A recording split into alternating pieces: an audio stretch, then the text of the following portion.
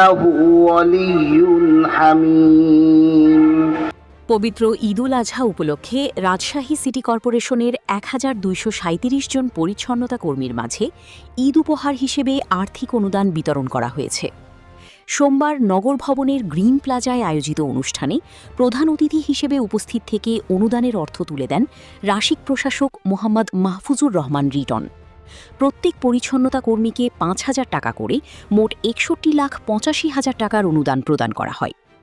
অনুষ্ঠানে রাশিক প্রশাসক বলেন, প্রধানমন্ত্রীর এই উদ্যোগ শুধু আর্থিক সহায়তা নয়, পরিচ্ছন্নতা কর্মীদের পরিশ্রমের স্বীকৃতি ও সম্মান। ঈদ উপহার পেয়ে আনন্দ প্রকাশ করেন পরিচ্ছন্নতা কর্মীরাও। তারা জানান, এই সহায়তায় পরিবারের ঈদের আনন্দ আরও বেড়ে গেছে। এছাড়া ঈদে দ্রুত কোরবানির বর্জ্য অপসারণে সর্বোচ্চ প্রস্তুতির কথাও জানায় রাজশাহী সিটি কর্পোরেশন। আর খাসি যারা দিচ্ছেন তারা একটি করে বড় পরিবেশ বান্ধব ব্যাগ দিয়েছি। মাংস সংরক্ষণ করার জন্য রাজশাহী শহরের প্রত্যেকটি পরিবার, বিশেষ করে মুসলিম এবং আমাদের আরও যারা নেবেন, যারা কুরবানি দিচ্ছেন কিংবা সংরক্ষণ করছেন, সেই পরিবারগুলোতে আমরা কিন্তু 3টি করে আমাদের মাংস সংরক্ষণ করার জন্য ব্যাগ আমরা দিয়েছি।